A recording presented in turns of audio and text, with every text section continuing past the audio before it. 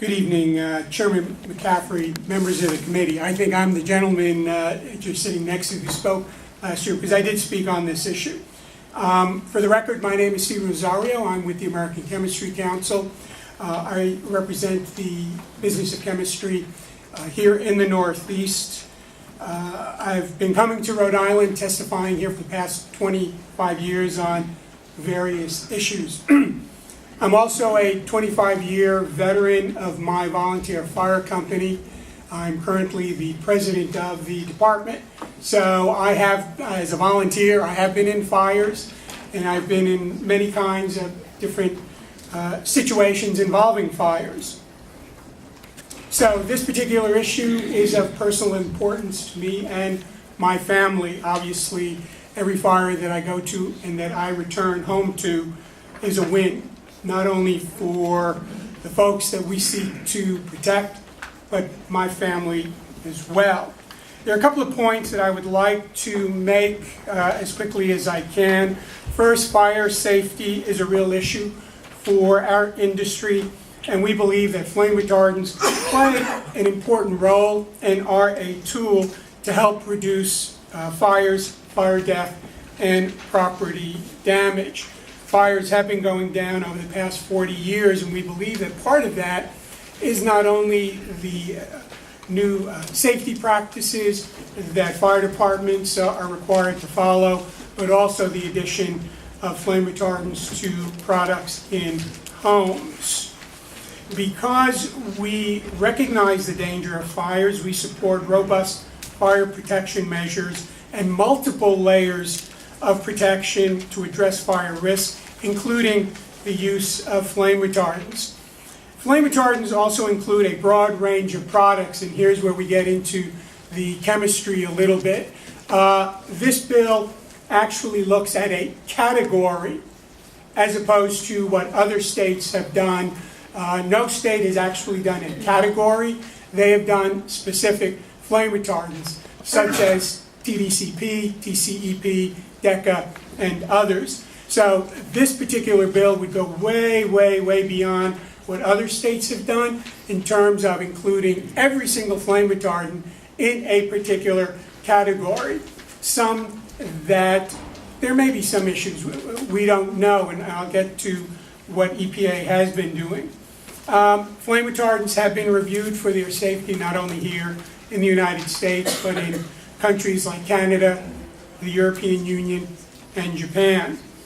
I can't say what EPA is going to be doing in the future under the current administration, but certainly under the Obama administration, the EPA has reviewed over 70 flame retardants as part of their work plan chemicals program, and they're continuing to do that work, and we support what EPA is doing. We are in no way looking to have EPA turn back the clock or to in any way slow down. The last point that I would like to make, because there are a lot of studies out there, I'm not familiar with the one from Columbia University, but NIOSH, which is the National Institute of Occupational Safety and Health, has a very, very extensive, probably the most expensive study on cancer among firefighters in the United States. I apologize, I only have one copy that I can leave with you, but I do have their FAQs that I was able to pull down from their website. And without going too deeply into the study, if I could just leave a couple of comments from the study, and we hope that members of the committee will take a look at it. While the study acknowledges, as we do, that cancer is an occupational consequence of firefighting, some of the things and implications of their findings are as follows. For example, the study cannot determine if an individual cancer is service-related. In addition to exposures that you encounter as a firefighter, there are other factors that need to be taken into account. For example, personal characteristics such as age and sex, family history of cancer, diet and personal habits such as smoking, the presence of certain medical conditions, and exposure to other cancer-causing agents in the environment outside of the workplace. But respectfully, aren't we Yes. talking about the chemicals themselves? We're not, you're getting a little, I think, a field of, you know, things that can result from exposure to these chemicals. But if we're talking about a host of different chemical, you're the chemist, I'm the lawyer, so what do I know? But we're talking about organohalogen flame retardant chemical, which is, as you said, a broad class. Should we really focus our attention on what that category of chemicals is, not necessarily what can result in cancer from a fireman who's exposed to some sort of smoke particles that could have a host of other causes beyond the scope of organohalogen flame retardant chemicals? I follow the logic. I'm more concerned, though, frankly, to try to understand how you say that this class of chemicals, and correct me if I'm mistaken, is so broad that it shouldn't be put into law and prohibited. Let me just make one clarification for the record. I'm not a chemist. I'm an attorney by training, but I have been representing the industry for 25 years, so. Well, I'm glad you said that, because I'm also an attorney. And 29 years ago, I started practicing law with a litigation firm here in the city. And one of the first things that I did was do asbestos defense work. And I can only help but feel that we're having an asbestos debate again, like they did in the 30s and the 40s and the 50s, that talked about this wonder product called asbestos that was going to save houses from fires and was going to be the greatest thing since sliced bread. And then we know the story of lung cancer, mesothelioma, and all those other horrific byproducts, negative byproducts from asbestos. and so what troubles me, and we had this back and forth last year. I remember you last year. I didn't know you were an attorney. I didn't know you were an attorney last year. But when we, and for the purpose of the record, I'm not looking this as a pure firefighter protection safety bill. This is, I see from Columbia University, New York City toddlers exposed to potentially harmful flame retardants, and firefighters and just people in general. And when I hear, quite frankly and respectfully, that the argument against prohibiting these retardants in residential furniture is that we cannot determine what the true cause of one's cancer is because there are other contributing factors, I think just brings me back to the whole, I'm not going to say, but all of the old bankrupt asbestos companies that were here, like you, standing there defending asbestos and knowing, unfortunately, what the ramifications are. Quite frankly, could be's, cannot determines, maybes, isn't persuasive to me at all in the face of, yes, a firefighter getting cancer, but God forbid a baby being exposed to cancer, or a toddler, or a pregnant woman being exposed to that. And I think that from my cost-benefit analysis, it's not even close. If I may respond, because I think I got two questions here. In terms of the broad category, what we mean by that is, as other states have done, they have gone, and for Senator Lombardi, in terms of what other states have done, they have actually looked at specific flame retardants. Right. So TDCP, for example, is one, and one that we have voluntarily, working with EPA and with states, and in some instances state legislatures, we have removed those from the market because of the potential hazards. What this bill would do is encompass possibly a TDCP, but maybe some other flame retardants that have not been shown to cause any issues related to cancer or other health consequences, but because it's in that category, it now gets pulled into the, you're bad, bad, bad, bad. And I think we could all agree that smoke is bad.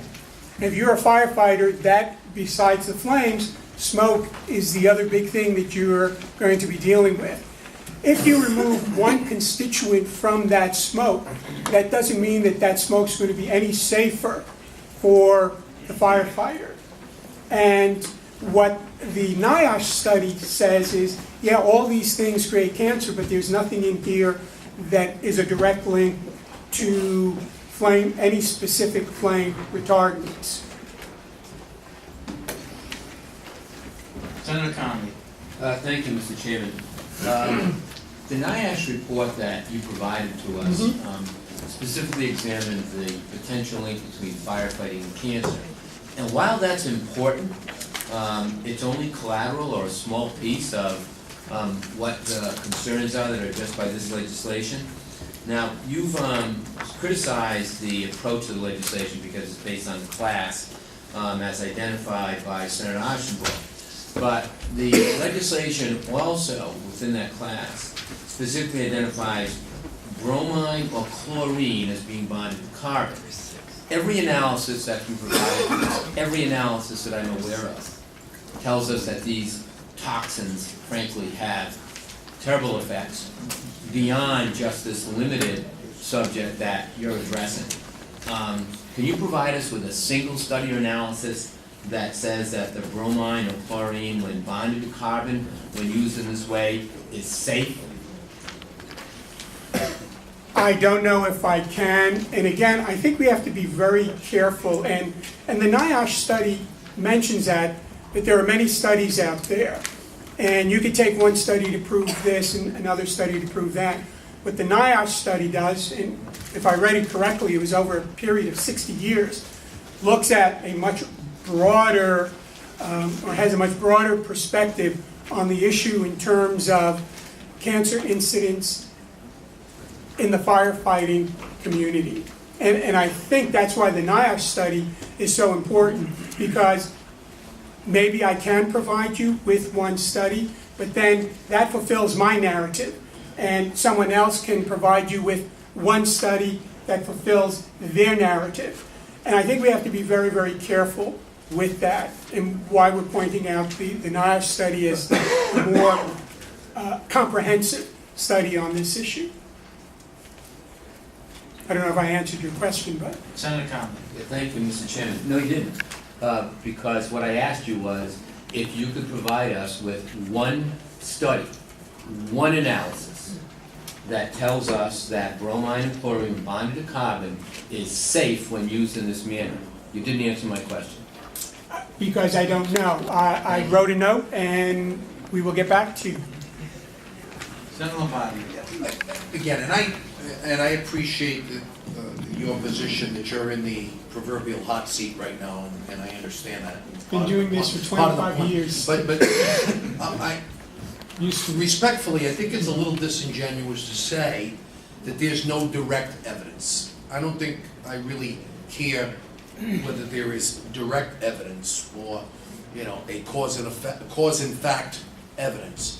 But if there's a proximate cause standard, or if there is at least, I've been given at least 10 studies that suggest that this is a serious health problem, that in the face of a 2-page document that proceeds to have a question and answer without any real authority to it, again, I'm not persuaded at all. I really don't see it unless I'm missing something, but the response I'm hearing is, well, there's no direct evidence, we don't have any statistical proof that it is, and again, I don't mean to beat a dead horse, but it reminds me of all the debates that took place during the asbestos era, when people were saying that asbestos was this new gold found in the fire standards area, and then 50 years later, we're all paying for it and apologizing, and companies are going bankrupt, and super funds are being created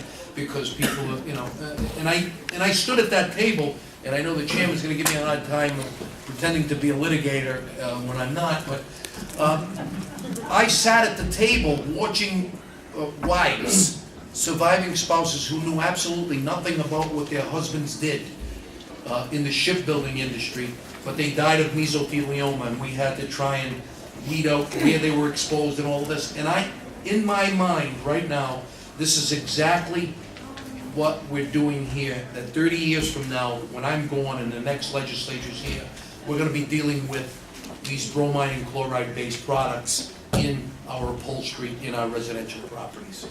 And unless you do something magical to convince me, Well, again, if I may respectfully disagree in terms of this being a little different, because I think the industry has shown where issues have been raised with flame retardants, we have removed them from the market. Now, I gave you two examples, TDCP, TCEP, DECA, which is actually a third example.